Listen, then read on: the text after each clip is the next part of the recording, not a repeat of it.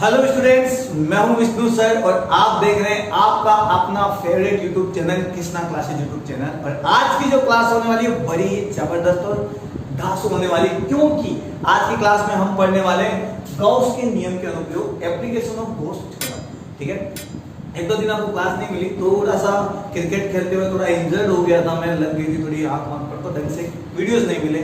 तो स्टूडेंट्स के कमेंट्स भी आएगी सर रेगुलर क्लास फिर वापस जो क्लास बंद हो रही है, क्या चक्कर है? तो ऐसा कुछ भी नहीं है, थोड़ा सा ऊपर नीचे होता रहता है, लेकिन कभी भी मैं आपका साथ नहीं छोड़ने वाला हूँ। आपको मिलने वाला है पूरा का पूरा सिलेबस, टेंशन मत लो। जितना आप पढ़ चुके हो उसको बार बार रिवाइज करते रहो और अपने नोट्स भी पूरे करते रहो, ताकि जब भी आप उसे पढ़े आपके पास पूरा मटेरियल तैयार होना चाहिए। एग्जाम के टाइम आपको ये ना सोचना पड़े कि मेरा ये छूट गया है या वो छूट गया है, मुझे किस तरीके से तैयारी करनी है। इसीलिए स्टेप बाय स्टेप तैयारी करते रहिए, ताकि हम अपनी मंजिल पूरी तरीके से अपना एम जो है उसको पा सके। ठीक है, तो आज का जो क्लास है बड़ा ही शानदार क्लास है, गॉस थ्योरम और इस एप्लीकेशन। क्लास 12 ओवरऑल लेक्चर 12वीं क्लास है ये, 12 क्लास एनटीएससी ओल्ड बोर्ड के सिलेबस के अकॉर्डिंग जो है यहाँ पर हम पढ़ने वाले हैं। ठीक है स्टूडेंट्स, आज की बात करते हैं electric field due to a infinite line charge. First application है रेखीय आवेश से चालक तार के कारण विद्युत क्षेत्र। अलग अलग बुक्स में अलग अलग आपके पॉइंट्स दे रखे होंगे, लेकिन अप्रोक्सीमेटली ऐसे ही मिलता जुलता आपकी सब हेडिंग होगी। ठीक है, तो आज इसके बारे में डिस्कस करने वाले। तो आइए बात करते हैं सबसे पहले हमारे इस टॉपिक पर। हमें इलेक्ट्रिक फील्ड निकालना है किसी इनफाइनाइट लॉन्ग चार्ज वायर की वजह से। एक वायर है आपके पास जो इनफाइनाइटली लॉन्ग है, अनंत लंबाई है उसकी, और उस पर चार्ज है, मतलब वो आवेशित है। उसकी वजह से किसी दूसरे पॉइंट्स पर इलेक्ट्रिक फील्ड की वैल्यूज निकालनी है, मतलब आपको डेरिवेशन निकालनी है और उसके बाद में फॉर्मूला डिराइव करते हुए ग्राफ भी बनाना है कि किस तरीके से पॉइंट की डिस्टेंस बढ़ती है जो वायर के साथ में, मतलब कितना दूर पॉइंट जाता जाएगा, उस हिसाब से इलेक्ट्रिक फील्ड किस हिसाब से चेंज होगा, क्या वेरिएशन होने वाले हैं, कौन कौन से फैक्टर है जो इलेक्ट्रिक फील्ड को बदलेंगे। तो इन सब के बारे में हम डिस्कस करने वाले, तो बड़ा ही शानदार होने वाला है। तो फोकस यहाँ पर रखिएगा, साथ ही साथ में नोट्स भी कंप्लीट करते रहिएगा, क्योंकि मैं हमेशा बोलता हूँ अपने हाथों से लिखे हुए नोट से बेस्ट स्टडी मटेरियल इस दुनिया में कोई भी नहीं होता है। ठीक है, तो आइए बात करते हैं हमारे टॉपिक के बारे में। गॉस थ्योरम है, तो मैंने आपको बहुत पहले जब पढ़ाया था प्रीवियस क्लास में, तो मैंने आपको बताया था कि गॉस थ्योरम में हमेशा एक क्लोज जो सरफेस है वो होना चाहिए, एक बंद पृष्ठ होना चाहिए। क्लोज सरफेस जिनका वॉल्यूम हो, जिनके आयतन होता है, उन्हें हम क्लोज सरफेस कहते हैं। हम हमेशा गॉस थ्योरम क्लोज सरफेस पर ही एप्लीकेबल कर सकते हैं, मतलब गॉस थ्योरम हमेशा यूज तभी हो सकता है जब आपके पास सरफेस जो है वो एक क्लोज सरफेस होना चाहिए। ठीक है, इसलिए हम यदि क्लोज सरफेस नहीं है तो हम अज्यूम करते हैं, और जिस सरफेस को हम अज्यूम करते हैं उसे बोलते हैं गॉसियन सरफेस, गाउसीय पृष्ठ। ठीक है, तो सबसे पहले बात करता हूं मैं वायर की। ठीक है, ये वायर है मेरे पास, ये लीजिए इनफाइनाइट लॉन्ग वायर है। ठीक है, ये लीजिए अनंत लंबाई है, तो ये इनफाइनाइटली लॉन्ग वायर हो गया। ठीक है, डेरिवेशन में बता रहा हूं तो ध्यान से एक एक पॉइंट सुनना मैं क्या कह रहा हूं। ये इसका मिडिल पॉइंट है जिसका नाम दे देता हूं मैं O, और यहाँ दो पॉइंट दे देता हूं नाम A और एक दे देता हूं यहाँ पर A डेश। दोनों की लेंथ सेम है, मतलब इक्वली डिस्टेंस पर है। ये भी L है, यहाँ से ये भी L है, यहाँ से यहाँ तक की वायर की लेंथ और यहाँ से यहाँ तक की वायर की लेंथ सेम है। ठीक है, O से A पॉइंट L डिस्टेंस पे, तो O से A डैश पॉइंट भी कितने पर है? L डिस्टेंस पर है। ठीक है, इस मिडिल पॉइंट से यहाँ पर स्मॉल r डिस्टेंस पर कोई पॉइंट है, कोई भी P पॉइंट ले लेता हूँ मैं। यहाँ पर मुझे इलेक्ट्रिक फील्ड निकालना है कि इस वायर की वजह से इस पॉइंट पे इलेक्ट्रिक फील्ड कितना होगा। अब डायग्राम में थोड़ी सी कमी छोड़ दी हमने, और यही कमी हमारा सबसे पहले डायग्राम खराब करती है। क्या? इलेक्ट्रिक फील्ड के लिए चार्ज होना जरूरी है, तो मैं अज्यूम करता हूं कि इस पर मेरे पास पॉजिटिव चार्ज है जो कि इक्वली डिस्ट्रीब्यूट है, जो कि इक्वली डिस्ट्रीब्यूट है। समझ गए? अब देखो, चार्ज जो है वायर की लेंथ पर डिस्ट्रीब्यूट है, लंबाई के अनुदिश वितरित है, एक समान रूप से पहले हुए लंबाई के अनुदिश। और जब लेंथ के अकॉर्डिंग या लेंथ के अलोंग इक्वली डिस्ट्रीब्यूट होते हैं तो चार्ज डिस्ट्रीब्यूशन कहलाता है लीनियर चार्ज डिस्ट्रीब्यूशन, रेखीय आवेश घनत्व है। और लीनियर चार्ज डिस्ट्रीब्यूशन के लिए सबसे पहले बात कर रहा हूं मैं लीनियर चार्ज डिस्ट्रीब्यूशन के लिए। हमारे पास लीनियर चार्ज डेंसिटी होती है लैम्डा, और लैम्डा का फॉर्मूला होता है Q/L। यदि आपके पास टोटल चार्ज और लेंथ L है तो Q/L, और यदि टोटल चार्ज आपके पास dq है, टोटल लेंथ dl है तो dq/dl। मैं फॉर्मूला लिख देता हूं, आप Q/L से यूज कर सकते हैं, dq/dl से यूज कर सकते हैं, ठीक है। सबसे पहली बात, यहाँ पर इलेक्ट्रिक फील्ड इस पॉइंट और इस पॉइंट के लिए अज्यूम करता हूं मैं, तो सबसे पहले मैं डायरेक्शन निकालता हूं, क्योंकि एक पॉइंट पे इलेक्ट्रिक फील्ड के अलग अलग डायरेक्शन होंगे। इस वाले के लिए अलग आएगा, ठीक है। इस पॉइंट का इलेक्ट्रिक फील्ड का डायरेक्शन अलग हो सकता है और इस पॉइंट का इलेक्ट्रिक फील्ड का डायरेक्शन अलग हो सकता है। तो मैं क्या करूंगा, सबसे पहले इन दोनों पॉइंट्स की वजह से ऊपर और नीचे, अपवर्ड और डाउनवर्ड डायरेक्शन में दो पॉइंट ले लेता हूं, उनकी वजह से टोटल इलेक्ट्रिक फील्ड निकालता हूं। फिर सबसे पहले इस पॉइंट पर इलेक्ट्रिक फील्ड मुझे निकालना है, तो उसके लिए मैंने ये दो पॉइंट अज्यूम किए, ए और ए डैश। यहां से इसकी लेंथ L है, यहां से इसकी लेंथ L है, आगे मेरी बात समझे, और ये परपेंडिकुलर डिस्टेंस जो है वो स्मॉल r है। मैं यहां से इस पॉइंट पर पॉजिटिव चार्ज है, इसका इलेक्ट्रिक फील्ड का डायरेक्शन होगा आउटवर्ड डायरेक्शन, बाहर की तरफ। अब ये पॉजिटिव चार्ज इसका आउटवर्ड डायरेक्शन होगा बाहर, मतलब इस साइड या फिर इस साइड। लेकिन ध्यान दीजिए, आउटवर्ड डायरेक्शन जब इधर होगा तो ये पॉइंट P यहां पर है, तो हमें पॉइंट के साइड चलना है, तो इस प्लस से इस P के साइड का इलेक्ट्रिक फील्ड का डायरेक्शन कुछ ऐसा होगा, बाहर की तरफ, ठीक है। मैं यहां से इन दोनों पॉइंट्स को मिला देता हूं, ये लीजिए, मिला दिया। अब डायरेक्शन की बात करते हैं, तो प्लस के लिए इलेक्ट्रिक फील्ड का डायरेक्शन होता है बाहर की तरफ, आउटवर्ड डायरेक्शन मतलब ये बाहर, आउटवर्ड डायरेक्शन हो गया ना। तो मैं यहाँ पे ये आउटवर्ड डायरेक्शन लगा देता हूँ, पॉइंट का नाम लिख देता हूँ इलेक्ट्रिक फील्ड का E1। इस पॉइंट की वजह से इलेक्ट्रिक फील्ड है E1। बात करते हैं इस पॉइंट की वजह से, इस पॉइंट को भी मैं यहाँ से मिला देता हूँ, ये लीजिए मैंने यहाँ पे मिला दिया इस पॉइंट पे, ठीक है। अब मैंने मिला तो दिया, लेकिन इलेक्ट्रिक फील्ड का डायरेक्शन निकालना है, तो यहाँ भी चार्ज कौन सा है, पॉजिटिव चार्ज। और पॉजिटिव चार्ज है तो पॉजिटिव चार्ज के लिए डायरेक्शन होता है बाहर की तरफ, आउटवर्ड डायरेक्शन। तो बाहर इधर से इस पॉइंट के साइड बाहर का डायरेक्शन कैसा होगा, ऐसा जाता होगा। जब ऐसे जाता हुआ डायरेक्शन होगा तो यहाँ पे इलेक्ट्रिक फील्ड लिख देता हूं मैं A2। मेरे पास दो इलेक्ट्रिक फील्ड आ गए, दो पॉइंट की वजह से। अब बात करते हैं टोटल इलेक्ट्रिक फील्ड की, तो देखिए यहाँ पे ध्यान से, एक पॉइंट पे दो इलेक्ट्रिक फील्ड नहीं हो सकते। ये बात मैंने आपको इलेक्ट्रिक फील्ड लाइंस पढ़ाते हुए भी समझाई थी। उसके बाद में हमने एक्सिस और इक्वेटोरियल प्लेन पर जब इलेक्ट्रिक फील्ड के लिए डेरिवेशन निकाली तब भी बताई थी, मतलब अक्ष और निरक्ष की बात की थी तब भी मैंने बताया था आपको, और विद्युत क्षेत्र रेखाओं की बात की थी तब भी बताया था। तो आज भी वही कॉन्सेप्ट हम दोहराएंगे, वही कॉन्सेप्ट रहेगा। एक पॉइंट पे दो डायरेक्शन नहीं हो सकते, तो टोटल इलेक्ट्रिक फील्ड किस डायरेक्शन में होगा।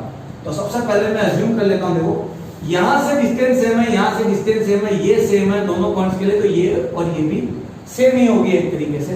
तो सेम होगी तो इसने भी एंगल यहाँ पे बना दिया है थीटा, और इसने भी एंगल बना दिया यहाँ पर थीटा। ये एंगल थीटा है तो सामने वाला एंगल भी हो जाएगा थीटा, और ये एंगल है तो इधर वाला वर्टिकल अपोजिट एंगल तिरछा विमुख कोण, तो ये भी हो जाएगा थीटा। मतलब ये थीटा तो ये थीटा, ये थीटा तो ये थीटा। समझ गए होंगे मेरी बात। अब ध्यान से देखिए, इलेक्ट्रिक फील्ड ने थीटा एंगल बना रखा है, तो हम क्या करेंगे, कंपोनेंट्स में डिवाइड करेंगे, घटकों में बांटेंगे। तो मैं कंपोनेंट्स में डिवाइड कर देता हूं इसको। हर जगह ऐसा ही होगा, जब दो इलेक्ट्रिक फील्ड आ जाते हैं किसी पॉइंट पर, तो हमें कंपोनेंट्स में डिवाइड करना पड़ेगा, घटकों में बांटना पड़ेगा। तो इस E1 की बात करते हैं सबसे पहले। इसने इस लाइन के साथ बना रखा है एंगल थीटा, और जिसके साथ थीटा बनाया जाता है उधर क्या लिखा जाता है, कोस थीटा लिखा जाता है। मैंने बता रखा है ना, तो यहां पर आ जाएगा E1 कोस थीटा। ये लीजिए, इसके साथ थीटा है, एक क्वांटिटी का, एक राशि का, जब वो किसी लाइन के साथ थीटा एंगल बनाती है तो उसके दो कंपोनेंट डिवाइड होते हैं, एक राइट साइड एक लेफ्ट साइड। जिसके साथ थीटा बनता है उधर कोस थीटा लिखा जाता है, तो दूसरे साइड क्या लिखा जाता है, साइन थीटा लिखा जाता है। ये बातें ध्यान रखिए, फिजिक्स का नॉर्मल कॉन्सेप्ट है, लेकिन अब वो कॉन्सेप्ट में बार बार दोहरा नहीं सकता, क्योंकि वो 11th में पढ़ाया है। लेकिन याद तो रखा जा सकता है, और याद रखने के लिए मैंने आपको ट्रिक बता दी कि कोई भी क्वांटिटी, कोई भी वेक्टर क्वांटिटी किसी पॉइंट के साथ में या किसी लाइन के साथ में थीटा एंगल बनाती है, उसके कंपोनेंट आपको डिवाइड करने हैं, तो जिधर थीटा बने उधर कोस थीटा साथ में लिख दिया जाता है, और दूसरी साइड में साइन थीटा लिख दिया जाता है विद डायरेक्शन। तो देखो इसका डायरेक्शन ऐसे है, इधर रखूंगा तो इस साइड चला जाएगा डायरेक्शन, और यदि इस लाइन की बात करूंगा तो देखो इसको मैं ऐसे उठा के रखूं तो इसका डायरेक्शन किधर हो जाएगा, डाउनवर्ड डायरेक्शन और डाउनवर्ड डायरेक्शन में लिख दिया जाएगा E1 sin थीटा। आगे मेरी बात समझ में? आगे बात करते हैं E2 की बात करते हैं। तो E2 ने भी इधर देखो थीटा बना रखा है, ठीक है, इसके साथ थीटा है तो इसका एक्सिस का डायरेक्शन देखो इस साइड है, इधर है तो जब मैं इसको इधर रखूंगा तो इसका डायरेक्शन किधर हो जाएगा, इधर। ये लाइन है, इसका डायरेक्शन भी बाहर की तरफ है।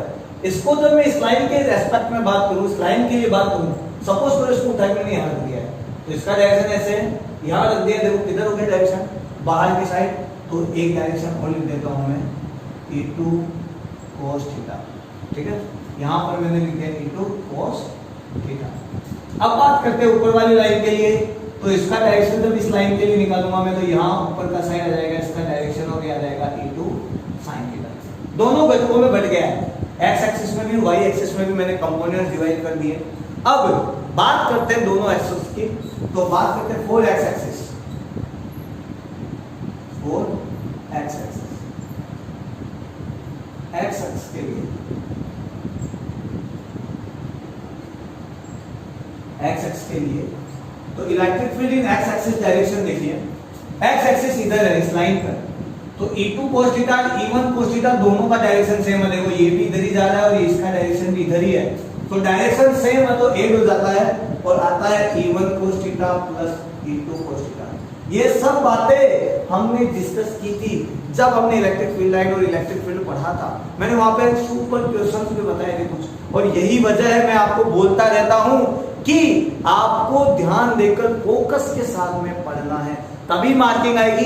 अदरवाइज आप मेरी क्लास ज्वाइन करिए या मत करिए, कोई फर्क नहीं पड़ता है। यदि आपने क्लास ज्वाइन की है तो फिर उसे पूरे ढंग से करिए, अदरवाइज आप किसी भी टीचर से पढ़ सकते हैं, ठीक है, कोई जरूरी नहीं है। बहुत सारे टीचर मिलेंगे आपको, कुछ आपको अच्छे से पढ़ाएंगे, कुछ कॉपी से नोट्स भी रटवा देंगे, लेकिन मैं आपको हमेशा कहता हूँ फिजिक्स रटने वाला सब्जेक्ट नहीं है। फिजिक्स हमेशा कॉन्सेप्ट क्लियर करके पढ़ने वाला सब्जेक्ट है, क्योंकि फिजिक्स है ही ऐसा सब्जेक्ट जिसको मजे मजे में पढ़कर पास किया जा सकता है, बहुत अच्छी मार्किंग लाई जा सकती है और सब्जेक्ट पर अपनी कमांड भी बनाई जा सकती है। लेकिन उसके लिए आपको मेहनत करनी पड़ेगी, बिना मेहनत के इस दुनिया में कुछ भी नहीं होता है, ठीक है।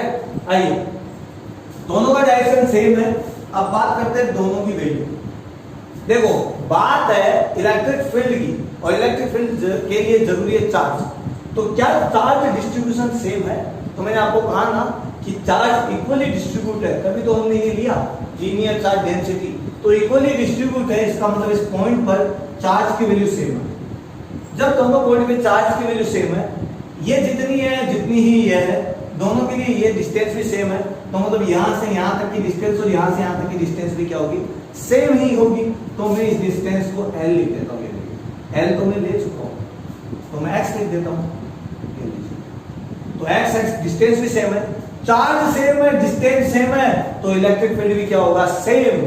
तो इलेक्ट्रिक फील्ड सेम होगा तो मैं यहाँ पे लिख देता हूँ E1 equal to E2। Electric field क्यों सेम होगा? क्योंकि इलेक्ट्रिक फील्ड का फॉर्मूला होता है Q upon 4 pi epsilon r square. यदि आपके पास चार्ज सेम है और डिस्टेंस भी सेम है, जब दोनों ही सेम है तो ये तो कांस्टेंट है। जब Q सेम R सेम, जब दोनों सेम तो इलेक्ट्रिक फील्ड भी सेम, तो electric field will be equal. और इलेक्ट्रिक फील्ड इक्वल होगा तो मैं E2 की जगह भी क्या लिख देता हूँ, E1 लिख देता हूँ। और जब दोनों को मैं ऐड करता हूँ तो मेरे पास वैल्यू आ जाएगी 2E1 cos थीटा। तो इलेक्ट्रिक फील्ड का x एक्सिस में वैल्यू है, इसका मतलब x एक्सिस में इसका डायरेक्शन होगा। बात करते हैं y एक्सिस की। 4y एक्सिस,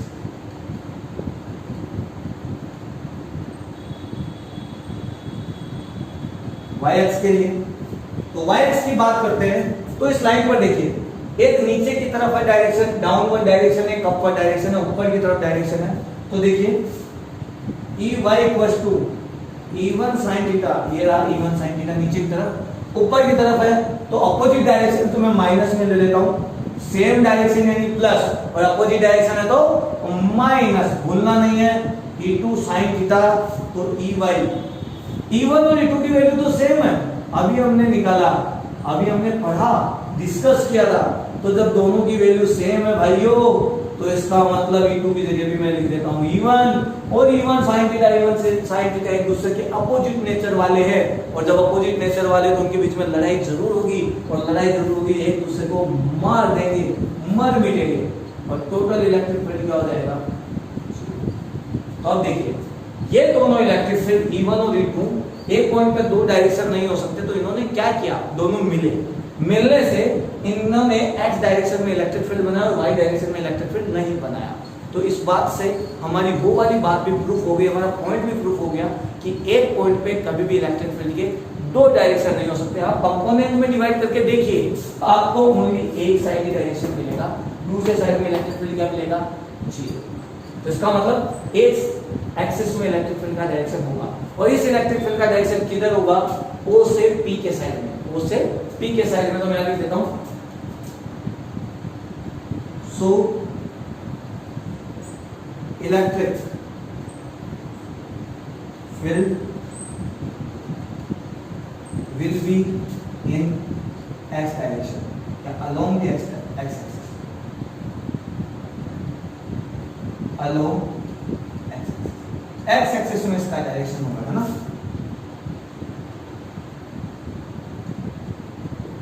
अतः विद्युत क्षेत्र की दिशा x एक्सिस के या x एक्सिस की दिशा में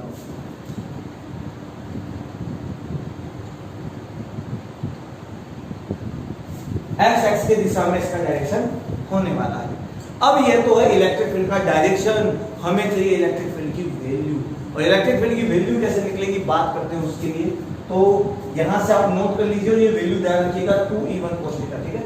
डायग्राम चेंज करना पड़ेगा हमें, देखिए तो मैं रफ करता हूं, यहां से रफ कर देता हूं, वैल्यू ध्यान रखिएगा 2E1 cos थीटा। तो मैं यहां पे लिख देता हूं इलेक्ट्रिक फील्ड की हमारे पास एक ही वैल्यू आई है 2E1 cos थीटा, ठीक है।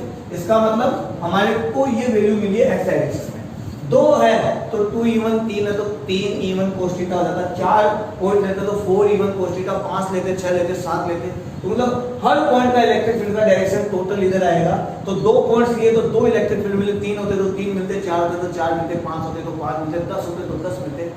खूब पॉइंट होते, मतलब n नंबर्स ऑफ पॉइंट होते हैं यहाँ पे, तो n होते तो n इलेक्ट्रिक फील्ड मिलता है। तो इस हिसाब से हम ये वैल्यू नहीं ले सकते सॉल्यूशन में, ये हमें इतना मिला कि 2 पॉइंट्स है तो उनकी वजह से electric field 2E1 cos theta होगा, 3 होते तो 3E1 cos थीटा भी हो सकता है, या और तरीके से भी हमें कंपोनेंट डिवाइड करते तो हमें कुछ और वैल्यू मिलती है।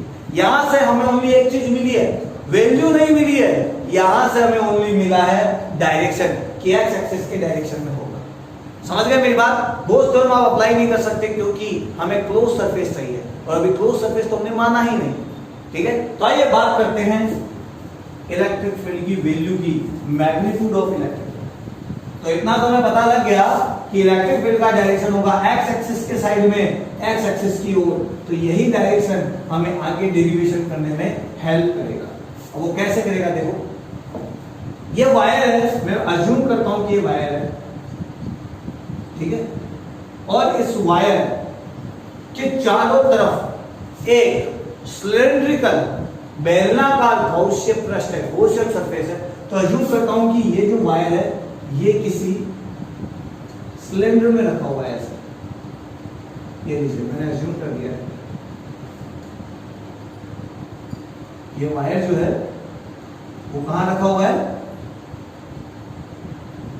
मिडिल लाइन पे रखा हुआ है किसी सिलेंडर के, और ये सिलेंडर जो है, ये जो बेलन जो है उसकी रेडियस, त्रिज्या उतनी ही है जितनी दूर पॉइंट P था, मतलब r डिस्टेंस, मतलब P पॉइंट इसके सरफेस पे है यहाँ पर। तो मैं यहाँ पे लेता हूँ P पॉइंट, और पॉइंट के चारों तरफ से एक सरफेस बना देता हूँ। P पॉइंट वाला जो सरफेस है वो यहाँ पर है, ठीक है, इस बेलन के सरफेस पर है।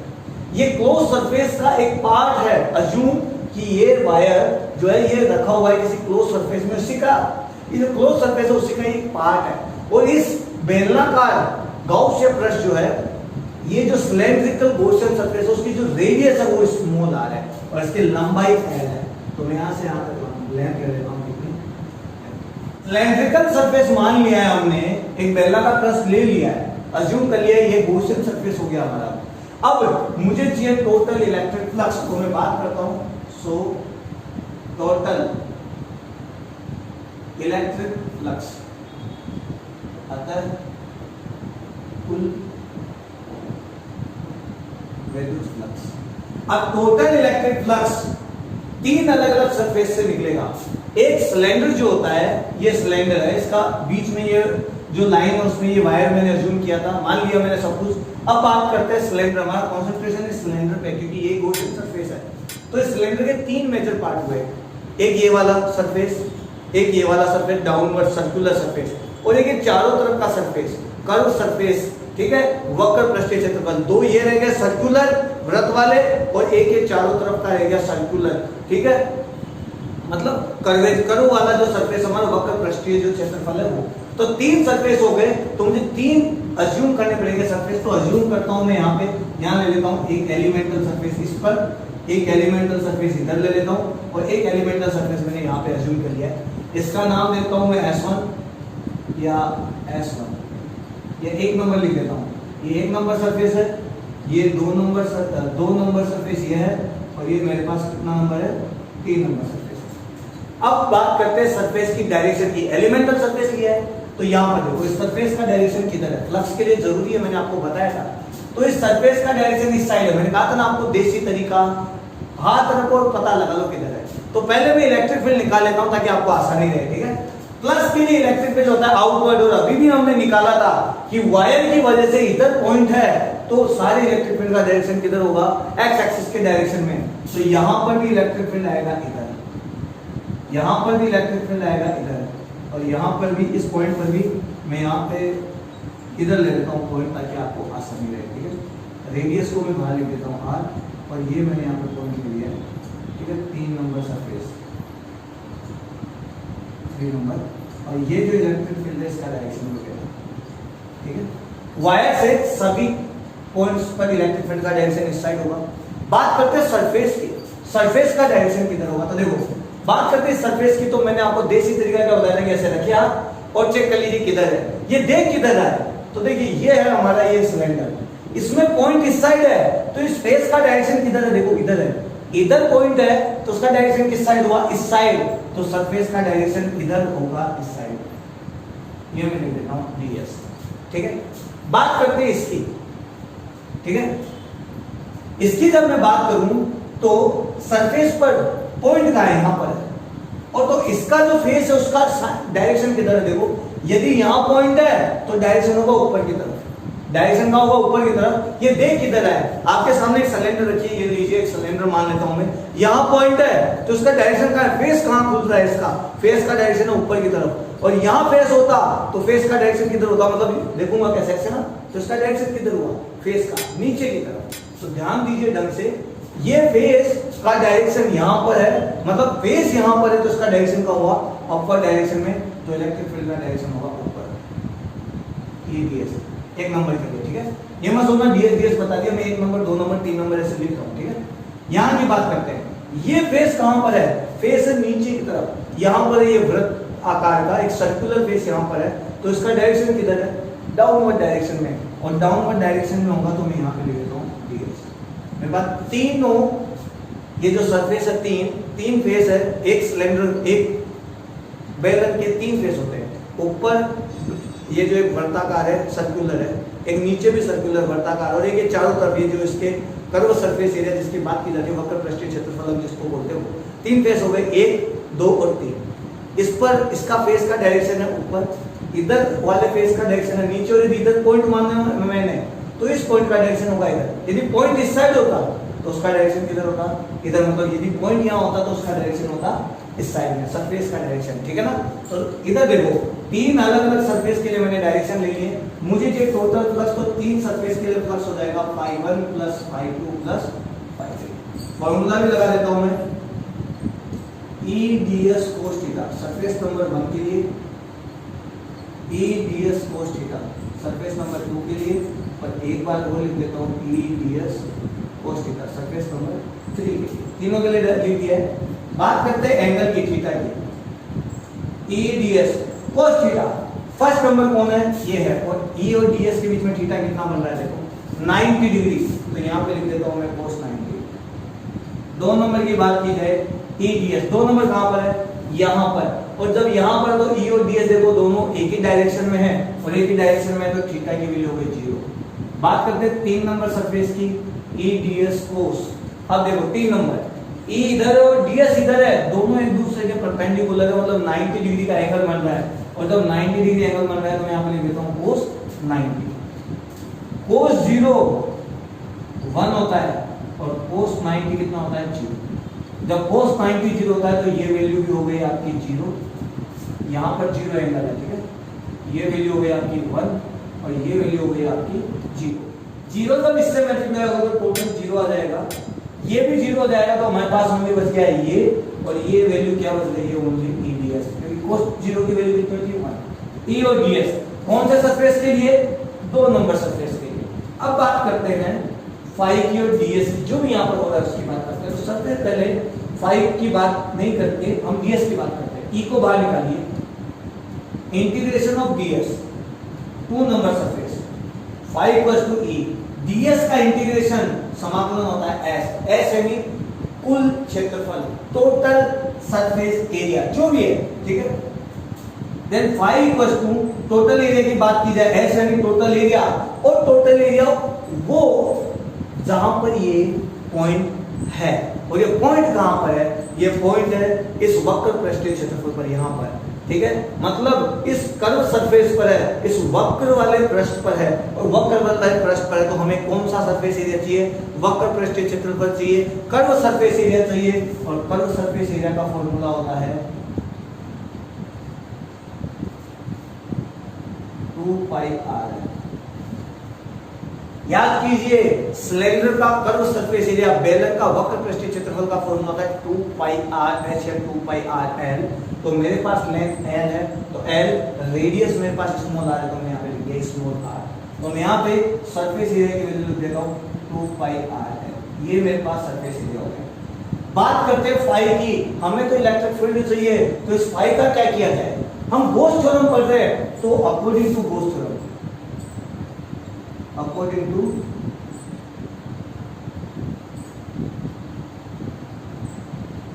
गॉस थ्योरम, गॉस के नियम के अनुसार,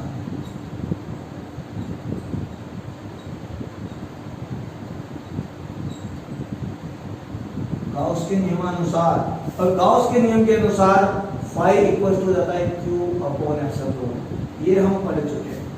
टोटल फ्लक्स किसी भी क्लोज सरफेस के लिए क्या होगा, Q अपॉन एप्सिलॉन, और ये क्लोज सरफेस हमने माना है, तो जब माना है तो फाई की जगह में क्या लिखना पड़ेगा, Q अपॉन एप्सिलॉन। तो भी जगह कम है, मैं थोड़ा रफ करने वाला हूं, तो आप इतना नोट कर लीजिएगा, अभी डेरिवेशन पूरी नहीं हुई है, ठीक है, तो मैं आगे कर लेता हूं इसको रफ करके। इतना आपको समझ में आ गया, पहले हमने डायरेक्शन निकाला, फिर उस डायरेक्शन के बाद में हमने क्लोज सरफेस लिया, और जितने इसके सरफेस है उन पर हमने वो डायरेक्शन लगा के 3 पॉइंट जूम कर लिए, इन तीनों पॉइंट्स पर एक छोटा एलिमेंटल सरफेस लिया और उनके डायरेक्शन निकाले, और उस हिसाब से मैंने यहाँ पे क्या किया, मैंने नहीं, हमने, आप और हम दोनों मिलकर तो कर रहे हैं, हमने क्या किया, यहाँ पे हमने चेक किया कि फ्लक्स होता है या नहीं। फ्लक्स अभी होगा जब इलेक्ट्रिक फील्ड और सरफेस का डायरेक्शन सेम होगा, मैंने आपको कहा था ना, लेकिन ये तो परपेंडिकुलर है, तो इधर से भी फ्लक्स नहीं गुजरेगा, इधर से भी फ्लक्स नहीं गुजरेगा, तो फ्लक्स गुजरेगा किधर से, फ्लक्स गुजरेगा इधर और इधर, दो ही साइड जा सकता है। तो मैंने इसको पूरे को एक को अज्यूम कर लिया है, ठीक है। तो आइए बात करते हैं टोटल फ्लक्स की, ठीक है, मैंने रफ कर दिया, यहाँ पे देखिएगा। तो हमारा जो टोटल फाई है उसकी वैल्यू कितनी आएगी, उसकी वैल्यू आएगी E 2 पाई r है, और ये गॉस थ्योरम के अकॉर्डिंग यदि मैं फ्लक्स लेता हूं तो फाई की वैल्यू आती है Q अपॉन एप्सिलॉन E, और यहां पर आएगा 2 पाई r, ये लीजिए। लेकिन मुझे तो इलेक्ट्रिक फील्ड चाहिए, तो electric field is equal to जाएगा Q अपॉन, इसको नीचे उतार लाइए, 2 पाई r l पर एप्सिलॉन, ये लीजिए, ठीक है, ये आपकी इलेक्ट्रिक फील्ड की वैल्यू आ गई। तो किसी भी इनफाइनाइट लॉन्ग वायर की वजह से किसी पॉइंट डिस्टेंस पर कोई पॉइंट है और उस पॉइंट पर आपको इलेक्ट्रिक फील्ड निकालना है, तो उसका फॉर्मूला आप यहां से निकाल सकते हैं। लेकिन अभी थोड़ा और मैं इसको आसान बनाता हूं। हमको पता है कि ये जो वायर है इस पर चार्ज इक्वली डिस्ट्रीब्यूट है, बराबर फैला हुआ तो चार्ज डिस्ट्रीब्यूशन होगा लैम्डा, लीनियर चार्ज डेंसिटी, और लीनियर चार्ज डेंसिटी होती है Q अपॉन L। ये रहा Q, ये रहा L, इसको यहां से हटाइए और बना दीजिए लैम्डा, तो लैम्डा 2 पाई एप्सिलॉन r। ये अब इलेक्ट्रिक फील्ड का फॉर्मूला है, ठीक है। तो आप ये फॉर्मूला यूज कर सकते हैं, दोनों फॉर्मूले मैंने यहां से बना दिए। अब बात करते हैं ग्राफ की, जो कि एग्जाम पॉइंट ऑफ व्यू से जरूरी है। तो यहां मैं ग्राफ बना देता हूं।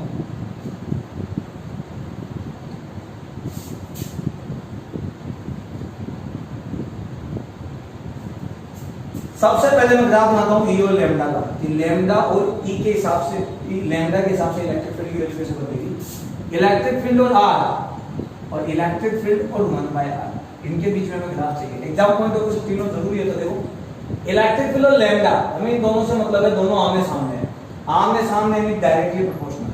मैंने आपको पहले भी बताया था ना कैसे करते हैं, और डायरेक्टली प्रोपोर्शनल प्रीवियस क्लास में डिस्कस कर चुके हैं, इसलिए मैंने अभी शॉर्टकट में बता दिया है। तो जब डायरेक्टली प्रोपोर्शनल है, ठीक है, जब डायरेक्टली प्रोपोर्शनल तो वैल्यू कैसे आएगी। बात करते हैं E और R। E इधर है, R नीचे की तरफ है यहां पर, तो इसका मतलब इनवर्सली प्रोपोर्शनल और इनवर्सली प्रोपोर्शनल का ग्राफ कैसे आएगा। अब बात करते हैं E और 1/r। 1/r का मतलब है ये एक नंबर है, पूरा एक क्वांटिटी है। पहले ओनली R ही था, अभी 1/r एक नंबर है और E एक नंबर है। दोनों नंबर आमने सामने, तो इसका ग्राफ कैसे बनेगा। डायरेक्टली प्रोपोर्शनल तो इधर तो हो जाएगा E, directly proportional lambda, E inversely proportional 1/r और E डायरेक्टली प्रोपोर्शनल 1/r। यहां देख लीजिएगा R है या 1/r, और यही कंफ्यूजन करता है मैं एग्जाम में, और यही तो हम कंफ्यूज होते हैं। तो कंफ्यूज नहीं होना है, रटना नहीं है, कॉन्सेप्ट समझना है कि R के साथ ग्राफ है तो R नीचे की तरफ है, ठीक है, नीचे यहाँ डिनोमिनेटर में, और डिनोमिनेटर में यहाँ हल में है तो इनवर्सली प्रोपोर्शनल। लेकिन 1/r मतलब यदि मैं यहाँ पे 1 लिख देता तो ये पूरा नंबर होता, मैं यहाँ मल्टीप्लाई लिख देता, ये पूरा नंबर, और इस पूरे नंबर के साथ इलेक्ट्रिक फील्ड आमने सामने है, और आमने सामने है तो आमने सामने में डायरेक्टली प्रोपोर्शनल होता है। तो मेरी बात आपको समझ आ गई होगी। तो ये गोस थ्योरम की पहली एप्लीकेशन है, आसान है, समझ जाएंगे आप, बार बार प्रैक्टिस करते रहना क्योंकि एग्जाम पॉइंट ऑफ व्यू से बहुत जरूरी है। नेक्स्ट क्लास में मैं इसके कुछ क्वेश्चंस बताने वाला हूं, साथ में हम सेकंड और थर्ड दो एप्लीकेशन पे डिस्कस करने वाले हैं नेक्स्ट क्लास में। तो नेक्स्ट क्लास मिस मत करिएगा। और यदि आपको लगा है कि नहीं यार आसान है, मुझे समझ में आया है, एंजॉय किया है मैंने वीडियो, तो ज्यादा से ज्यादा लोगों को शेयर करना, हमें ज्यादा से ज्यादा लोगों को तक इसको पहुंचाना है ताकि ज्यादा से ज्यादा लोगों को इसका फायदा हो। ठीक है स्टूडेंट्स, तो मिलते हैं नेक्स्ट क्लास में, जब तक के लिए जय हिंद जय भारत।